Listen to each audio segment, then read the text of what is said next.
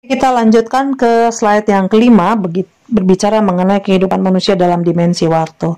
Kalau kita lihat antara manusia, waktu, dan tempat itu adalah tiga unsur yang tidak bisa berdiri sendiri. Artinya semua berhubungan satu dengan yang lain. Manusia itu tidak bisa tinggal di satu waktu tanpa ada ruang atau tanpa ada tempat. Demikian juga dengan waktu. Tidak mungkin manusia tinggal di satu ruang tetapi tidak masuk dalam waktu, karena kita hidup dalam sebuah dimensi waktu, ya, perputaran waktu, mulai dari pagi, siang, malam, menit, detik, semua berbicara mengenai waktu, ya. Itu artinya bahwa manusia itu selalu berkaitan erat dengan tempat maupun waktu, ya. Lalu kemudian dalam dimensi ruang dan waktu itu tidak mungkin tidak ada manusia di dalamnya, karena memang Tuhan menciptakan manusia untuk menempati atau tinggal di satu tempat yang Tuhan sudah ciptakan. Bumi ini adalah tempat di mana Tuhan menempatkan manusia untuk satu maksud tertentu, ya. Tuhan punya rencana untuk menempatkan manusia di muka bumi ini, ya. Jadi tidak mungkin juga kalau ada ruang, ada waktu, tetapi di dalamnya tidak ada manusia. Itu selalu pasti akan ada manusia, ya. Nanti kita akan bahas mengenai bagaimana manusia muncul untuk pertama kalinya di bab-bab selanjutnya. Tetapi ini yang perlu kalian pahami mengenai konsep-konsep dasar dalam mempelajari sejarah. Bahwa berbicara sejarah selalu akan berhubungan dengan manusia, berhubungan dengan waktu, berhubungan dengan ruang, ya, berhubungan juga dengan sebuah peristiwa yang ditimbulkan oleh manusia dalam interaksinya. Oke. Nah, sekarang kamu lihat dulu mengenai kehidupan manusia dalam dimensi waktu. Di dalam konsep waktu ini menjadi kunci dalam memahami kehidupan manusia. Di dalam waktu itulah kita akan melihat adanya perubahan demi perubahan, adanya sebuah perkembangan, adanya sebuah pengulangan, dan adanya kesinambungan. Ya, jadi konsep waktu ini menjelaskan beberapa hal, yaitu adakah perubahan-perubahan yang terjadi, adakah perkembangan yang muncul. Ya, jelas sekali bahwa perubahan itu dengan perkembangan dua hal yang berbeda.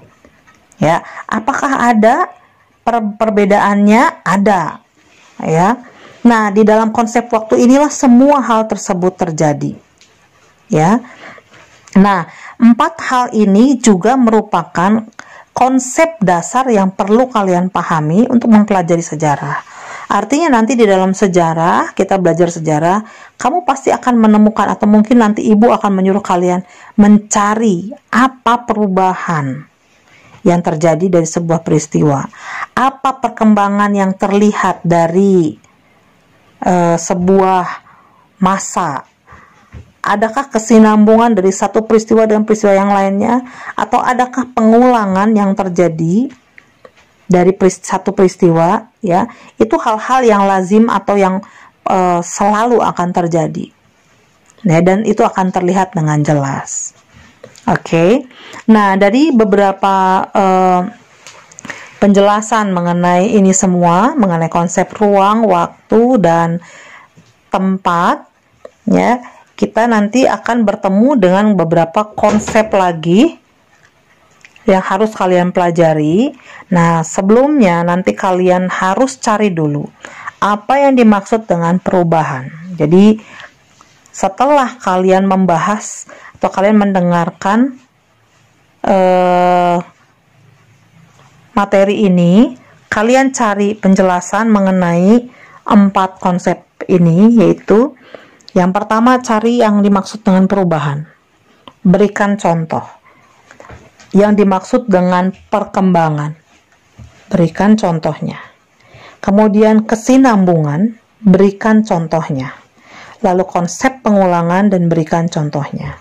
Itu yang 4. Tambahan dari ibu ada 3 lagi yang harus kamu cari selain 4 ini. Yang kelima adalah kalian cari yang dimaksud dengan periodisasi. Kemudian cari yang kronologis. Ya. Kemudian cari yang dimaksud dengan sinkronik dan diakronik. Jadi, kamu dapat tambahan untuk mencari beberapa pengertian sinkronik, diakronik, kronologis, dan periodisasi. Jadi, sekitar ada 10 yang harus kalian cari mengenai hal tersebut, ya, yang berhubungan dengan waktu. Oke, nanti setelah kalian mendapatkan pengertian-pengertian tersebut, maka nanti kita akan masuk pembahasan yang lain yang berkaitan dengan itu semua.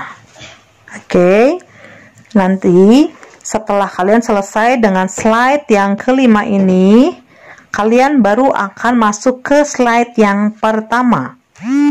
Oke, ya. Silakan nanti kalian buka di slide pertama. Jadi kita mundur. Ini hanya ada 5 slide. Ya. Ya, demikian penjelasan dari Ibu. Sekarang kita akan masuk ke slide yang pertama.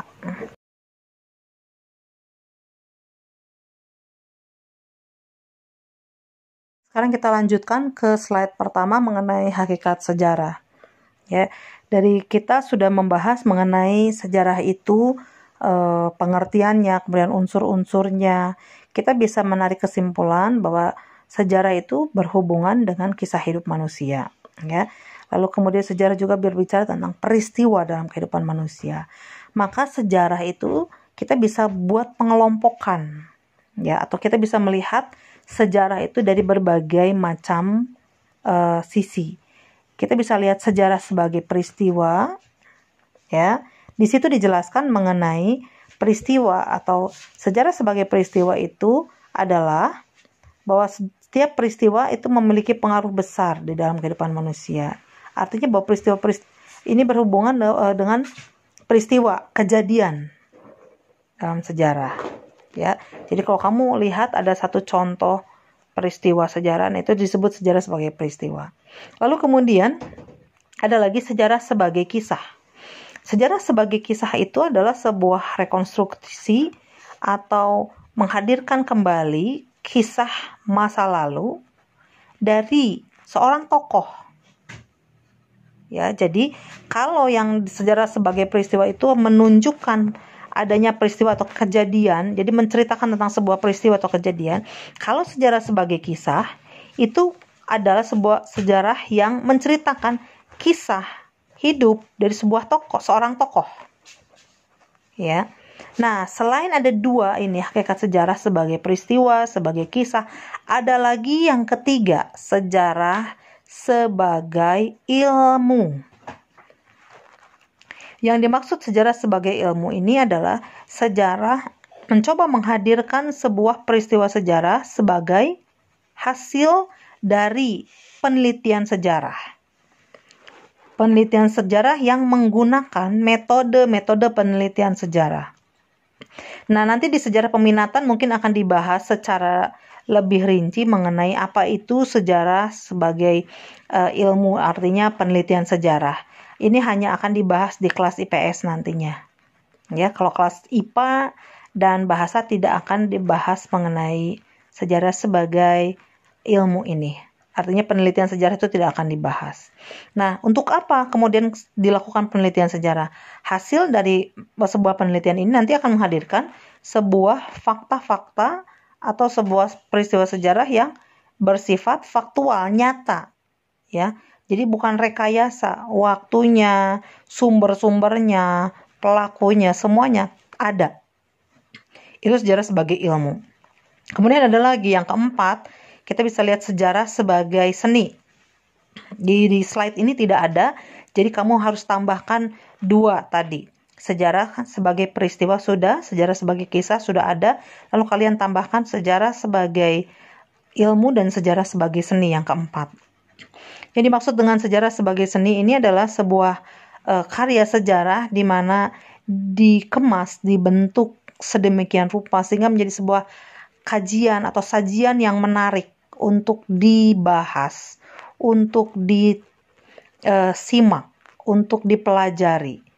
bentuk-bentuk karya seni seperti pagelaran teater, kemudian drama, ya, kemudian film, itu mungkin menjadi sebuah bentuk dari sejarah sebagai ilmu. Sejarah sebagai seni. Ya, nah hal ini dibuat sebuah karya seni diambil sebetulnya tujuannya untuk menjadikan sejarah ini menjadi sesuatu yang lebih menarik sehingga orang lebih senang, orang lebih tidak bosan, orang lebih lebih enak untuk membahasnya, untuk membacanya, untuk mempelajarinya. Ya, seperti misalnya peristiwa Gajah Mada atau misalnya tentang peristiwa kerajaan Majapahit yang kemudian dibuat menjadi sebuah film kolosal misalnya, itu juga menjadi salah satu bentuk dari sejarah sebagai seni. Atau misalnya ada sebuah pagelaran seni pewayangan yang menghadirkan tentang kisah penyebaran Islam yang dilakukan oleh Sunan Kalijaga misalnya. Nah, itu juga bisa dilakukan atau itu menjadi contoh dari sejarah sebagai seni. Ya. Nah, itu yang bisa Ibu sampaikan mengenai hakikat sejarah dan perkembangannya. Oke. Nah, sampai di sini kalian bisa mengerjakan yang tadi. Ada 9 atau sekitar 10 yang harus kalian cari mengenai pengertian-pengertian tersebut. Ya, lalu setelah ini kalian harus mengupload hasil catatan kalian yang sudah Ibu jelaskan mulai dari slide kedua, ketiga, keempat, kelima, lalu kemudian slide pertama. Catatannya diupload beserta dengan tugas yang tadi. Ada 9 apa 10 pengertian yang harus kamu cari beserta dengan contohnya. Ya. Silakan diupload di Google Classroom sesuai dengan waktu yang sudah ditentukan. Terima kasih untuk perhatiannya. Kita akan lanjutkan di materi selanjutnya di minggu yang akan datang. Ya, selamat belajar. Tuhan Yesus memberkati.